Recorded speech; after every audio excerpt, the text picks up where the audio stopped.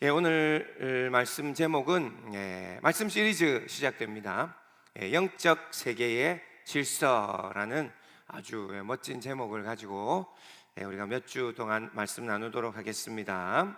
오늘 말씀 제목은 숨겨진 보물 그리고 하나님의 영광이란 제목으로 말씀 나눕니다. 여러분들, 하나님은 하나님의 은혜들을요, 하나님의 비밀들을 사람들과 아무나와 공유하시지 않습니다. 하나님은 우리가 평생 알아도 다 알지 못하는 비밀이 있으십니다. 그게 하나님이 일부러 다 숨기셔서 그런 건 아니라 우리가 하나님은 너무 크셔서 우리가 잘 다 깨달아 알기 힘들기 때문입니다. 하나님의 이 영적 비밀들을 우리는 알아가는 것이 우리의 삶의 임무가 되는 줄 믿으시기 바랍니다. 우리가 눈에 보이는 이 세상만 공부해야 되는 게 아니고 하나님을 알아가는 우리들이 되기를 원합니다. 골로새서 2장 2절 3절 말씀에 이런 말씀이 있어요. 하반절부터인데 앞쪽에 조금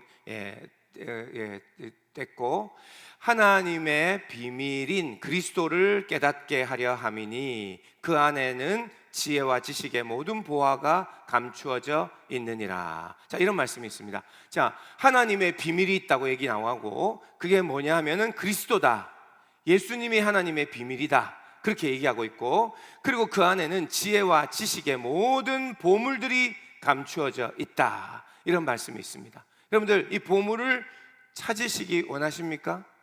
하나님의 비밀, 지혜와 지식의 모든 보물 감추어져 있다고 얘기하잖아요. 여러분, 보물찾기 해봤죠?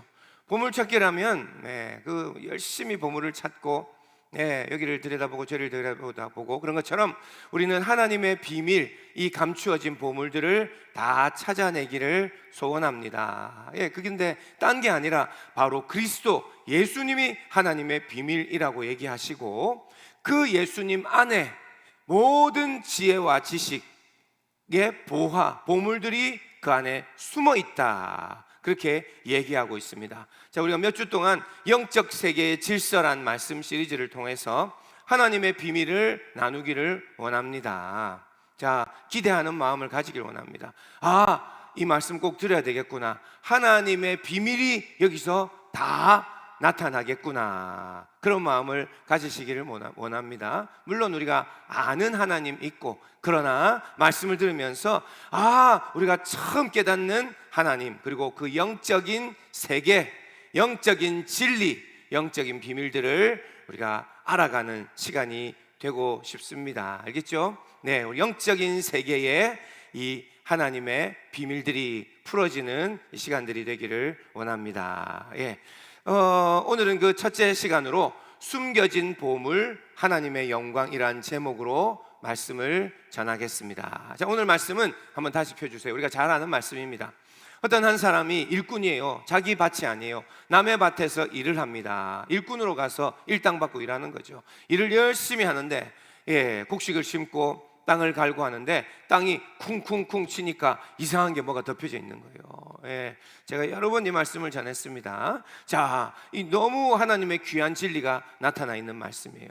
그래서 그것을 흙을 잘 펼쳐보니까 그 안에 뭐가 있는 겁니다. 뭔가 상자가 있고 뭔가 창고가 있는 거예요. 그래서 그것을 사람들이 안 볼 때 들춰보니까 그 안에 보니까 뭐가 있었죠? 보물들이 숨겨져 있는 겁니다. 엄청난 보물들이 숨겨져 있는 겁니다. 어떻게 합니까? 이 사람은 뒤를 돌아보면서 얼른 다시 뚜껑을 덮고 흙을 막 갖다가 덮고, 그리고 모르는 척하고 숨겨놓은 거죠. 숨겨놓고 집으로 돌아옵니다. 그리고 밤에 잠을 못 잡니다. 이걸 어떻게 되지? 신고해야 되죠, 그죠? 경찰에 신고해야 되는데, 이 사람은, 이 성경은 지금 그렇게 얘기하지 않습니다. 어떻게 하냐? 주인도 없는 거다. 이건 조선시대 때 묻어놓은 거다. 일제시대 때 그 일본 놈들이 숨겨놓은 걸 수 있다. 이거 꺼내면 이거 내 대박 난다. 이런 일이 진짜 있다면 얼마나 가슴이 뛰겠습니까? 이거는 뭐 수십억, 수백억도 갈 수도 있어요. 와, 그래가지고 돌아와서 계획을 세우죠. 뭐 부인과 나눴을 수 있습니다. 우리의 모든 거 다 팔자. 그래서 이 땅을 사면 이제는 우린 대박 난다. 그래서 가서 모든 소유를 뭐 있는 거 하나까지 다 팔아서 돈을 모아서 그 땅 주인에게 이 땅을 파십시오 해가지고 그 땅을 산 것과 같은 게 바로 천국의 비유다, 그렇게 얘기하고 있습니다. 오늘 말씀 한번 다시 읽어볼까요? 천국은 마치 밭에 감추인 보화와 같으니 사람이 이를 발견한 후 숨겨두고 기뻐하며 돌아가서 자기의 소유를 다 팔아 그 밭을 사느니라. 아멘. 자, 이 말씀은 아주 하나님의 놀라운 진리들이 있어서 우리가 많은 것들을 우리가 얻을 수 있는데요, 오늘은 지금까지 우리가 봤던 말씀과는 완전히 다른 말씀을 우리가 이곳에서, 이 우물에서 길어 올리도록 하겠습니다. 잘 들어보시기를 원합니다. 자, 여러분들, 성도님들은 보물이 무엇이라고 생각합니까? 보물이 뭐죠? 사람들이 보물이라고 얘기하면 꼭 수십억이 되는 것을 보물로 생각하는 사람들이 다 생각하죠. 그러나 그것만 보물이 아닙니다. 우리는 세상에 찌들어서 값어치가 높은 것을 다 보물이라고 생각합니다. 그러나 비싸지 않더라도 나에게는 큰 의미가 있는 무엇을 보물이라고 얘기합니다. 얼마 전에 산불 났을 때 할아버지가 나와서 막 울면서 얘기하더라고요. 내 집 다 탔어요. 아무것도 못 가지고 나왔어요. 거기 안에 비싼 게 있었겠습니까? 뭐 골드바가 있어서 그거 못 들고 와서 그렇겠습니까? 아니요, 자기의 추억이 담기고 아이들 사진도 있고. 우리에게 보물이라고 하는 것은 비싼 게 다 보물이 아닙니다. 우리가 이 말씀을 보면서 보물을 발견했다 하니까 그 안에 수십억 값어치가 나는 비싼 게 있었던 것 같다라고 해석을 합니다. 저도 그렇게 많이 해석했어요. 그래서 이제 이 밭만 사면, 이걸 들고 나와서 팔면 수백억이 되면은 막 빌딩도 세우고 건물주가 되면은 대박 나는 거잖아요. 자, 천국을 이런 비유라고 얘기를 하기도 하는데, 그런데 값어치 있는 것만 보물이 아니라 오늘 볼 것은요, 값으로는 아무것도 아닐 수 있지만 우리의 마음을 사로잡는 무언가가 보물일 수 있다 하는 겁니다. 자, 이 사람이 천국을, 그러니까 그 밭에 보물을 발견했다고 하는데 그 보물이 값어치가 있는 게 아니라 너무 무언가 내가 가지고 싶었던, 너무 그것에 매료되고 너무 가지고 싶은 무언가일 수 있다는 얘기입니다. 자, 그래서 좀 비유로 조금 얘기를 좀 해보면, 저는 제가 처음 피아노를 봤던 그 기억이 있습니다. 저희 누나가 피아노를 어릴 때부터 쳤습니다. 그래서 피아노 학원도 하고 다 했거든요. 근데 한동안 제가 어릴 때는 집에 피아노가 없었습니다. 팔았었어요. 팔았다가 제가 한 초등학교 다 됐을 때 그때 피아노를 다시 사왔던 것 같습니다. 그래서 우리 집에 피아노가 들어오던 날을 잊을 수가 없습니다. 그날 어떤 사람이 왔냐면 피아노 조율하는 사람이 같이 오셨어요. 피아노가 뚜껑도 안 덮였는데 피아노 조율을 한참 하더니 그러고는 무언가를 연주하기 시작했습니다. 디라라라라랑 디라라랑 이러면서 이제 테스트를 하는 거죠. 뚜껑도 안 덮였는데 그 건반들이 막 움직이는 게 물결처럼 움직이는 거를 그때 봤습니다. 그날 제가 지금도 기억나는 거 보면 아주 충격적일 정도로 그 소리와 그 피아노에 아주 제가 감동되었던 것 같습니다. 그래서 저는 그때부터 피아노에 한동안 피아노만 잘 칠 수 있다면 그런 마음으로 그게 소원이 될 정도였습니다. 그래서 내가 무슨 대가를 지불해도 내가 이 피아노는 진짜 잘 치고 싶다, 이런 소원이 됐습니다. 무슨 얘기냐면 이게 값어치가 나가는 게 아니라 내가 무언가 원하고 감동되는 것이 보물일 수 있다, 지금 그 얘기를 하는 겁니다. 여기 보면 우리 박성민이 그 피아노를 전공했습니다. 왜 피아노를 전공했을까요? 보통 대학교 전공을 선택할 때 뭐 때문에 전공을 선택합니까? 돈 많이 버는 거 선택하죠. 돈 많이 버는 거, 그죠? 근데 우리 박성민 청년이 피아노를 왜 전공했겠습니까? 피아노를 너무 사랑해서, 피아노 그것을 너무 치고 싶어서, 너무 잘 치고 싶고 그 음악에 막 바다에 빠져들고 싶어서, 그래서 전공한 겁니다. 돈을 많이 벌려고 했으면 피아노를 안 배웠어야 됩니다. 그죠? 근데 이 전공하는 사람들이 왜 그걸 합니까? 그 음악하는 사람이 배고프다, 배가 많이 고프다 그런 얘기를 합니다. 저도 그래서 저희 어머니가 음악하면 안 된다고 극구 말려가지고 음악을 공부 못했습니다. 자, 이런 것처럼 왜 음악을 배우고 싶습니까? 왜 피아노를 배우고 싶습니까? 값어치가 있기 때문에, 나에게 이익이 많이 있기 때문에 그걸 하는 게 아니죠. 이거는 내 마음이 너무 감동되고 사랑하고 그것이 너무 좋고 그래서 그것을 하는 겁니다. 마치 이것과 같이 보물이 뭡니까? 보물은 비싼 게 보물이 아닙니다. 내 마음을 감동시키는 게 보물일 수 있다는 얘기입니다. 그래서 다시 생각해 보면, 자, 이 밭에서 이 일꾼이 그날 발견한 그 보물이 값어치가 있어서 물론 보물이니까, 그래서 집에 가서 잠도 못 자고 자기 소유를 팔아서 샀을 수도 있지만, 그게 아니라 그 보물이 뭔지는 몰라도 그걸 보는 순간 너무 아름다운 것이라서, 너무 내 마음을 감동시키는 것이라서, 너무 사랑스러운 것이라서 그걸 또 가지고 싶어서, 내가 만져보고 싶어서, 그래서 그것을, 내 모든 소유를 팔아 그것을 샀을 수 있다 하는 겁니다. 예. 자, 이런 생각은 여러분 안 해보셨죠? 예. 자, 이 뭐냐면 이 숨겨진 보물의 비유는요, 우리에게 적용하라고 주신 말씀입니다. 자, 우리도 우리 신앙생활에서, 우리의 삶에서 보물을 발견해야 된다는 말을 하는 거거든요. 우리가 보물을 발견해야, 정말 이 보물을 발견해야 내 인생을 다 믿음으로 살고, 내 인생을 다 팔아도 아깝지 않고 하나님을 선택할 수 있고 천국을 선택할 수 있고 그렇게 된다는 겁니다. 자, 그러면 우리가 발견해야 될 이 놀라운 보물이 무엇일까요? 조금 지금까지 좀 어렵기도 하죠. 무엇은, 어떤 보물을 발견하면 전 재산을 다 팔아 하나님을 따르게 될까요? 이것을 성경에는 오늘 천국이라고 되어 있기 때문에, 천국이 비싼 거를 보면, 나에게 아주 이익이 되는 걸 보면 내 모든 재산도 팔고 내 인생을 건다라고 그렇게 번역을 하면 이 기복신앙이 됩니다. 무슨 말인지 알겠어요? 저 오늘도 신앙생활 하면서, 오늘도 말씀이 우리를 축복하실 겁니다. 우리 인생은 반드시 잘 될 것입니다.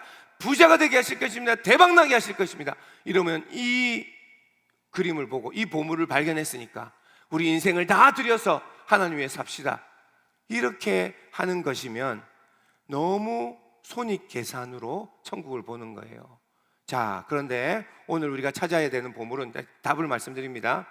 좀 헷갈리고 지금까지. 자, 하나님은요, 우리에게 그냥 천국을 보여주셨기 때문에, 그래서 그것이 보물이라서 우리는 평생 우리의 모든 것을 주 앞에 드리는 것이 아닙니다. 사실 지금도 우리가 전도하러 나가서 천국을 하나님이 주실 것입니다 이러면 사람들이 깜짝 놀라면서, 와, 그거 천국을 우리에게 주신다고요? 놀라면서 다 하나님께로 달려오는 사람은 하나도 없습니다. 그거 아무도 별로 안 바랍니다. 하나님 안 믿는 사람들은. 그것으로 우리를 평생을 다 주님 앞에 헌신하고 목숨까지 드릴 수 있도록 우리를 이끄는 재료가 될까요?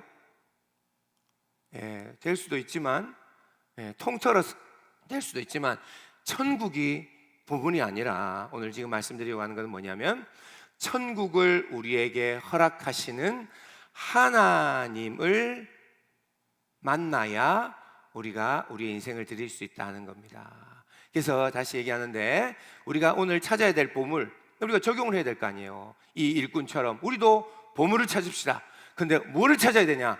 천국을 그냥 찾는 게 아니라, 제가 묵상하면서 느낀 것은 천국을 주시는 하나님의 영광스러움이다, 이렇게 여겨집니다. 알겠어요? 자, 우리가 보물을 찾아야 되는데 그 보물은 천국, 그게 지금 보물 아니야. 그럴 수 있지만 천국을 우리에게 허락해 주시는 하나님의 아름다우시고, 하나님의 놀라우시고, 하나님의 높으시고, 하나님의 멋지시고, 그 하나님을 찾는 것이 보물이다 얘기하는 겁니다. 알겠죠? 자, 하나님이 보물이다, 딴 얘기하는 게 아닙니다. 하나님이 보물이다. 여러분, 한번 하나님의 영광스러움을 맛본 사람은 그것에 완전히 매료됩니다. 마치 보물을 찾는 것처럼, 보물을 찾은 사람들처럼. 자, 이것을 설명합니다. 여러분들, 우리가 모든 소유를 팔아서 주님 앞에, 주님, 내 인생을 믿음으로 살 수 있게 해주는 것은 천국의 이익이 아니고 하나님을 향한 사랑입니다. 이거 지금 이해하기 지금 쉽지는 않습니다. 여러분들, 하나님이 얼마나 아름다우신가, 하나님이 얼마나 사랑이신가, 그것을 우리가 찾아야 됩니다. 그게 보물입니다. 우리를 사랑하셔서 우리에게 독생자를 보내주신 구원자 하나님, 그 사랑을 깨닫는 것이 이게 보물입니다. 여러분들이 보물 찾으셨어요? 벌써 조시는 분도 벌써 나오네. 말씀이 좀 어려운 것 같습니다. 영적 세계로 들어가면 영적으로 약하신 분들은 조십니다. 맞습니다. 이 말씀 시리즈를 할 동안 조시는 분들은 어쩔 수 없습니다. 이게 말로 설명이 되는 게 아니거든요. 저도 이걸 지금 표현하고 설명할 때 저 지금 연구 많이 했습니다.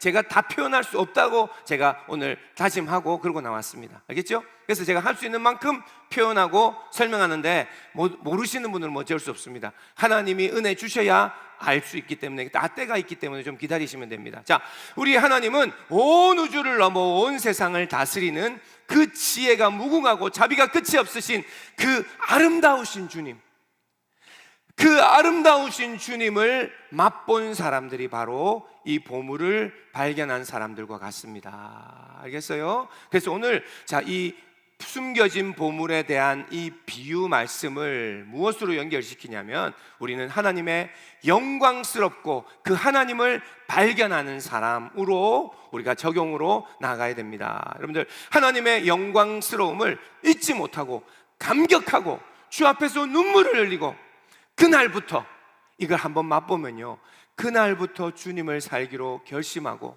세상과 나는 간 곳 없고 구속한 주님만 보이기 시작하고 주님을 위하여 살기 시작하는 이런 일이 됩니다. 여러분들, 밭에서 찾은 보물이 수억 수십억이 되기 때문에 사고 싶었던 것이 아니라는 얘기입니다. 지금 손익계산에 대한 얘기가 아니라는 얘기입니다. 천국이라는 그 이익을 주셨기 때문에 우리가 하나님 믿읍시다, 지금 그 얘기가 아니라는 말입니다. 아직도 여기에 머무르는 사람도 많거든요. 하나님 믿는 이유가 우리에게 이익을 주기 때문 아니냐? 그게 복음이 아닙니다. 그거를 오해하지 말라고 지금 이 말씀을 하는데, 아직도 그거 아니면 왜 예수님 믿냐? 이런 사람들이 지금 있을 거예요. 우리가 하나님을 믿는 이유는 하나님이 너무 아름다우셔서 믿는 겁니다. 이런 일이 있어요? 하나님이 너무 사랑스러워서, 내가 하나님께 감동되어서 하나님을 믿는 겁니다. 마치 아까 얘기했듯이 내가 음악이란 어떤 예술적인 것, 어떤 그림이나 어떤 책이나 어떤 것에 내가 너무 감동되어 그것을 사랑하듯이 하나님을 그렇게 믿고 사랑하는 겁니다. 이익을 주셔서 내가 하나님을 믿고 사랑하는 게 아니라는 얘기입니다. 자, 정신 차리시고 좀 들어보세요. 여러분들, 천국을 소망하는 이유도 황금길을 이제는 갈 거기 때문에, 이제는 저 유리바다 하늘에 보석으로 된 집에 살 수 있기 때문에, 그래서 천국 가는 것을 이제는 기뻐하고, 그래서 우리가 예수 믿는 게 아닙니다. 천국은 왜 천국이냐면, 내가 사랑하는 하나님이 그곳에 우리와 영원히 함께 살기 때문에 그곳이 천국이라는 겁니다. 그래서 우리가 천국 가는 것이 좋은 것이고, 천국이 그렇게 우리에게 오늘 이 사람처럼 천국을 발견한 사람은 왜 기쁘고 왜 좋아요? 값어치가 돼서 그런 게 아니라, 내가 너무 사랑하는, 내가 너무 아름다우신 그 주님과 사는 곳이기 때문에 천국을 가는 것이 기쁘다, 이렇게 연결이 돼야 되는 겁니다. 자, 이 수준으로 생각할 수 있으려면 이게 보통 수준이 아니거든요. 여러분들, 천국에 가면 죽지 않고 영원히 산다라고 하죠. 오래 살아서 우리가 천국이 좋은 겁니까? 그것도 아니에요. 여러분들, 지루한데 오래 살면 힘듭니다. 지루한데 영원히 살면 그거 어떻게 살아요?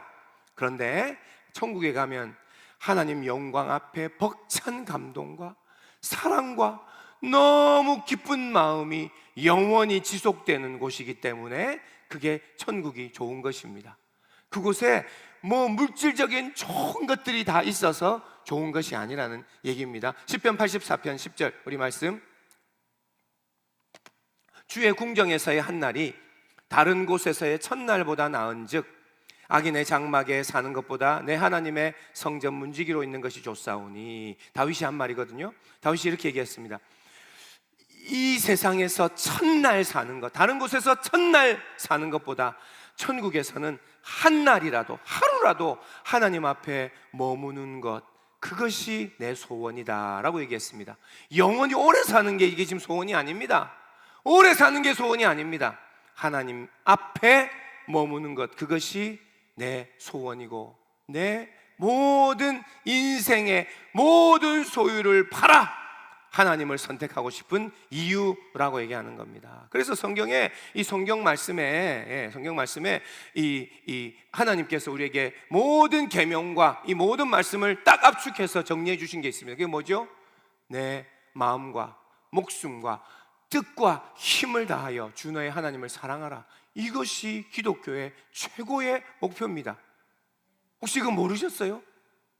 하나님을 사랑하는 것, 이것까지 우리가 나아가지 않고 하나님이 주실 것만 바라고 있는 사람은 믿음이 아주 약한 사람. 그러나 이제 하나님을 내가 사랑하기 시작한다. 나는 하나님 자체가 좋다. 천국도 무엇도 축복도 나는 모르겠고 하나님이 좋다. 이런 은혜로 우리는 이제 들어가야 됩니다.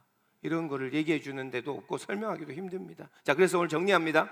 우리의 모든 소유를 다 지불하면서라도 그 밭을 사고 싶었던 이유는 온 재산을 주고라도 바꾸고 싶은 너무너무나도 사랑하고 감동되는 것을 발견했기 때문이라고 해석할 수 있는 겁니다. 알겠죠? 여기까지 맞죠? 예.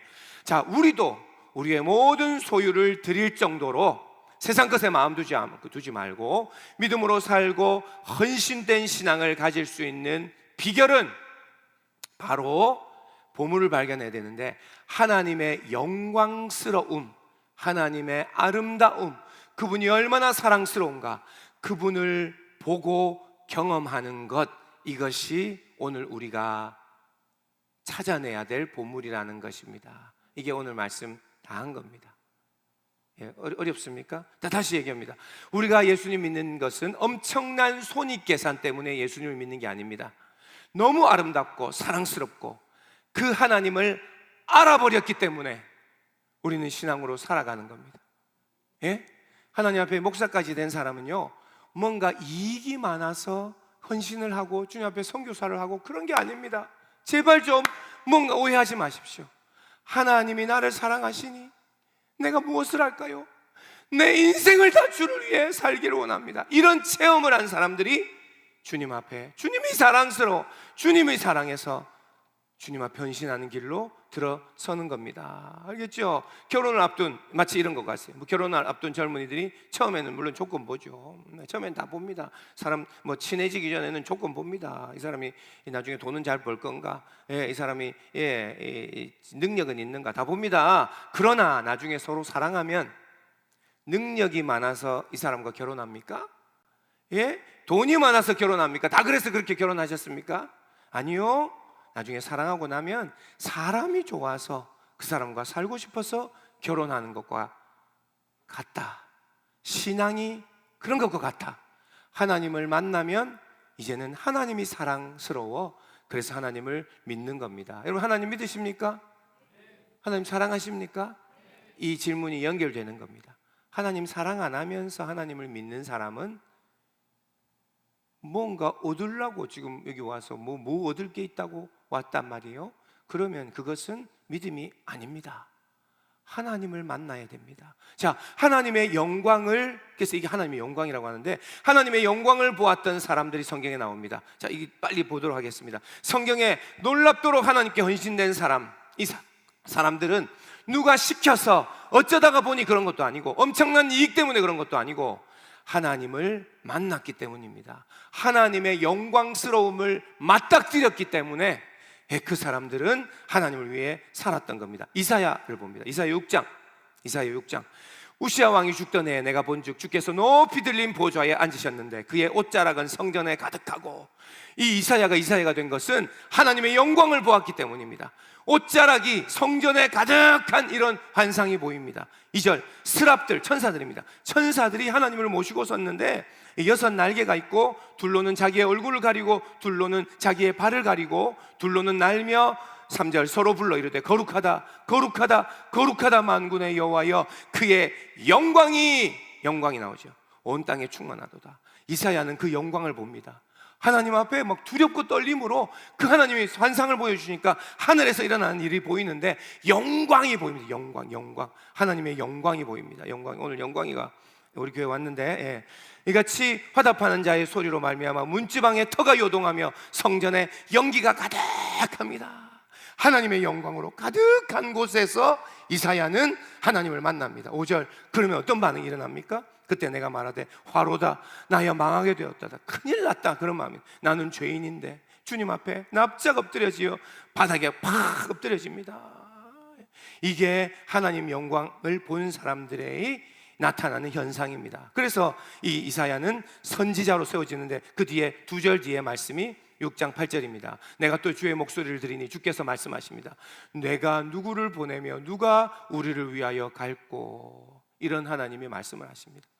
이 망해진 이 이스라엘, 이들을 보면서 누가 그들에게 가서 복음을 전할까 하니까 이 이사야가 그 하나님의 영광을 보면서 이 말을 합니다. 이 말을 안 했어야 되는데, 내가 여기 있나이다, 나를 보내소서, 이렇게 얘기하고는 주님 앞에 변신되어 그의 일생을 드리는 겁니다. 이게 바로 아까 얘기했던 숨겨진 밭에 보물을 찾는 것과 똑같은 겁니다. 자기의 모든 소유를 다 드리고 자기의 모든 인생을 다 드려 하나님의 사명을 위하여 나 살기를 소원합니다. 하나님의 영광을 본 사람들이 나타나는 현상이 이런 것입니다. 모세는 불붙은 떨기나무 사이에서 하나님의 영광을 보았습니다. 잠깐 지나갔지만 하나님 앞에 사명을 받게 되는 일들이 일어납니다. 에스겔의 경우를 봅니다. 에스겔 3장 12절,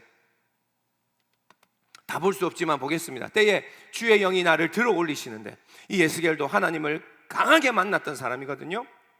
주의 영이 나를 들러 오십니다.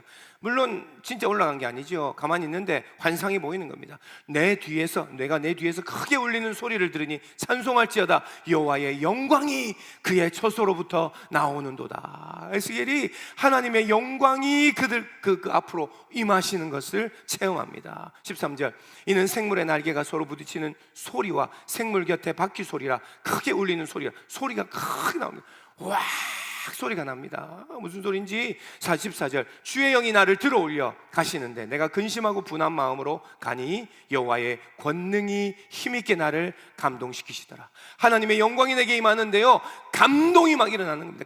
감동이 일어나서 주체할 수 없는 겁니다. 하나님의 권능과 능력이 내게 막 덮어집니다. 그러니까 에스겔이 그날부터 평범하게 못 삽니다. 하나님과 사랑에 빠진다 라고만 할 수 있는 게 아닙니다. 사랑에 빠진다? 그렇게 얘기할 수 없고, 하나님의 영광에 너무 가슴 벅차오르고 너무 감격되고 너무 감사하고 너무 신나고 너무 행복하고 내 모든 것들을 다 드려서 나는 주님을 사고 싶다, 그런 마음이 일어나는 겁니다. 이런 걸 경험해 보셨습니까? 네, 이게 어떤 건지 잘 몰라도 이거를 지금 이제 눈치채야 됩니다. 아, 이런 게 있구나. 아, 이렇게 하나님을 만나야 되구나. 축구 한 일 전에 역전으로 이겼을 때, 알겠어요? 저 이길 수 없는 독일을 우리 손흥민이랑 우리 경기해가지고 이겼을 때, 옛날에 한번 그런 적이 있습니다. 그랬을 때, 내가 좋아하는, 내가 지지하는 야구팀이 9회 말 역전으로 이겼을 때 너무 신나가지고 어쩔 수 없고 막 옆에 사람, 모르는 사람하고도 껴안고 막 난리를 치고 우리가 이겼다, 이런 비슷한 상태가 지속되는 게 하나님 영광 안에 체험되는 겁니다. 이런 기쁨과 행복과 그런 거를 진짜 하나님이 우리가 느끼게 할 수 있다고요? 하나님을 만나는 사람은 이런 일이 일어납니다. 그래서 끝장나는 겁니다. 아까 얘기했듯이 내 모든 소유랑 내 모든 것들을 다 하였어도 나는 하나님을 믿는다, 나는 하나님을 선택한다, 이게 되는 겁니다. 이게 그런 영광을 안 보고 그런 거 체험 없이 믿음 생활을 하면 고됩니다. 얼마나 힘든지 모릅니다. 오늘도 기도하라고요. 아휴, 오늘도 또 믿음으로 살라고요. 전도하라고요. 아이고 힘들어 죽겠다. 그런데 하나님의 영광을 본 사람들은 그게 은혜의 일생을 인도해 갑니다. 새벽마다 기도하러 오시는 분들, 어떻게 하나님의 은혜를 받았길래 그 새벽에 일어나서 그 얘기를 올라와서 기도를 하시나요? 저도 힘들어 죽겠는데. 네.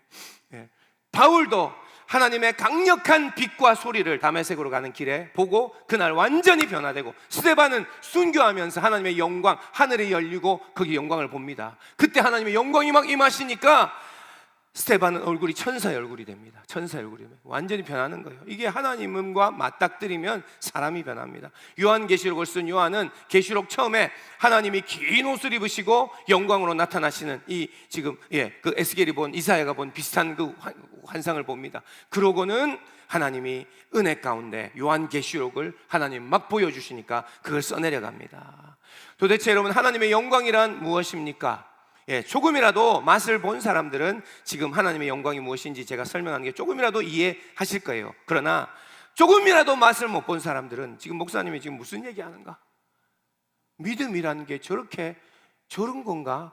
지금 이상한 얘기하는 것처럼 감조차 잡을 수 없을 수도 있습니다. 그러나 이제 이걸 배워야 됩니다. 이제는 하나님을 만나야 됩니다. 이제는 주 앞에 예배가 시작되고 앞에서 찬양이 시작되고 반주가 시작되고 반주도 해주시고, 그러면 우리는 하나님을 만나야 됩니다. 하나님은 진짜 살아계십니다. 진짜입니다. 하나님이 이제 내려오셔서 내 안에 감동을 주십니다. 내 안에 기쁨을 주시고 눈물이 주르르 그럽니다. 저 사람이 왜 저러나? 그리고 기뻐서 얼굴이 환하게 핍니다.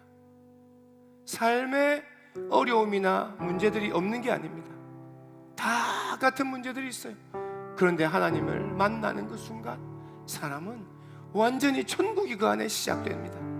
하나님을 처음 만났을 때 많은 사람들은 그런 체험을 합니다. 이 예배 가운데 오늘 이곳에서 하나님이 뜨겁게 만나고 집에 나가는데, 큰 길을 나가는데 온 세상이 황금빛이 있는 것처럼 보인다 얘기하는 그런 일이 있습니다. 새소리를 듣는데 눈물이 주르르 흐릅니다. 개미가 지나가는데 눈물이 주르르 흐릅니다. 이곳이 하나님의 천국인데 내가 왜 걱정하며 살았나? 이런 내 완전히 새로운 내 마음이 새롭게 되는 일들이 하나님을 만나면 일어난다. 이런 거를 우리가 다시 옛날에 체험했던 분들, 또 이런 하나님을 만나야 됩니다. 자, 조금 더 설명하면 하나님의 영광은 빛입니다. 빛이 영광, 빛광자잖아요. 하나님으로부터 빛이 콱 내려오는 것을 말하는 것일 수 있습니다. 하나님이 이곳에 임하시니까 이곳은 천장이 막혀 있지만 눈을 감고 기도하는데 빛이 확 비쳐 내려오는 겁니다. 그런데 그 빛은 뭐라고 했냐면, 많은 사람들이 이렇게 얘기합니다. 하나님의 그 사랑, 아름다우심, 그 성품, 거기서 너무 아름다우시니까 그 아름다움에서 흘러나오는 빛이 영광이다. 이해가 됩니까? 어렵습니다. 오늘도 기도하며 주 앞에 나가는데 그 사랑의 하나님이 내게 비춥니다. 그 빛은 뭐냐? 하나님의 성품에서, 하나님의 그 아름다움에서 흘러나온 빛입니다. 그 빛을 쬐는 사람들은 변화됩니다. 그것은 바로 딴 게 아니고 하나님의 임재를 말합니다. 하나님의 임재, 하나님이 이곳에 가득하게 임하여 주신 거예요. 아까 얘기처럼 성전에 구름이 가득, 안개가 가득한 것처럼 하나님이 나에게 내려오시는 겁니다. 하나님의 임재는 너무 강력하여서요, 마귀는 다 떠나가게 됩니다. 마귀 대적하고 그럴 새가 어디 있습니까? 하나님을 만나면 모든 악한 영향력들은 다 녹아내리고 떠나갑니다. 죄가 사그러들고 소멸됩니다. 모든 중독은 그날부터 담배도 보고 술도 봐도 올각질이 나고 구역질이 납니다. 하나님의 영이 임하면, 하나님의 영광을 체험한 사람들은 세상의 더러움들이 그냥 막 미워지고 그런 일들이 납니다. 영광을 경험한 사람들만이 죄를 이길 수 있습니다. 죄를 이기는 다른 방법 아무것도 없습니다. 하나님을 만나는 사람은 그 하나님의 거룩함이 내 안에 그냥 들어와서 죄가 이겨집니다. 그게 비결입니다. 이 영적인 이 세계를 우리 이해해야 합니다. 하나님의 영광은 성경에 무겁다라는 어원과 똑같은 말을 가집니다. 카보드라고 하는데요, 하나님의 무거운 영광이 우리 가운데 임하시면 우리는 바닥에 다 엎드러지게 됩니다. 누가 그냥 서서 누가 정신 차리고 그냥 찬양을 할 수 있나요? 아니요. 바닥에 막 엎드려지는 겁니다. 우리 교회 예배는 그렇게 막 마음대로 하면 안 됩니다. 해도 장로님이 일어나더니 이 중간 복도에 진짜 바닥에 엎드리는 거예요. 눈물을 흘리면서 나 하나님이 내게 임하시는데 내가 어떡하란 말이냐, 하나님의 영광이 느껴지는데 막 바닥에 엎드리는 거예요. 이러시면 안 됩니다. 좀 정신 차리세요 해도 주님 앞에 그냥 나가길 원하고 주 앞에 쓰러지는 거예요. 쓰러지는 거예요. 하나님의 영광 앞에 몇 사람 쓰러지고 주님 앞에 임재 가운데 들어가고, 이런 일들이 하나님의 영광 가운데 임하는 일입니다. 자, 우리가 하나님의 영광은 어디에 임하는가? 하나님이 인정하시는 사람들, 하나님이 사랑하시는 사람들, 그리고 인정하시는 예배 가운데 임한다고 믿습니다. 강력하게 주님께서 내려오시는데요, 그런 예배 가운데 우리는 다 하나님을 만날 수 있습니다. 그래서 우리 예배가 그런 예배가 돼야 됩니다. 어쨌든지 그런 예배를 좀 만들어내야 됩니다. 우리가 지금 여기에 무슨 현충일 날 행사하러 왔습니까? 무슨 의식하러 왔습니까? 순서대로 우리는 하나님을 만나러 왔습니다. 이곳에 뜨거운 예배로 우리가 하나님을 만나고 돌아가는 것이 우리의 목적입니다. 우리의 예배가 그렇게 되기를 원합니다. 순서나 어떤 그런 규칙이나 그런 것도 다 집어던지고, 하나님 주께서 나를 만나 주옵소서. 하나님, 나는 주님의 영광을 보기를 원합니다. 그렇게 되기를 원합니다. 알겠죠? 자, 우리가 오늘 우리에게 주신 하나님 그 말씀 이겁니다. 강력한 신앙을 가지려면 하나님의 영광을 만나야 된다. 자, 두 번째, 사명자로서의 삶을 살려면 하나님의 영광을 경험해야 된다. 자아를 이기고 죄를 이기려면 하나님의 영광이 우리를 덮어야 됩니다. 간절한 기도 제목이 있고 기적이 필요한 사람, 기도 제목이 있는 사람들은 하나님의 영광을 경험하면 모든 것이 풀어지고 해결될 줄 믿으시기 바랍니다. 우리가 말씀 하나만 읽고 우리가 마칩시다.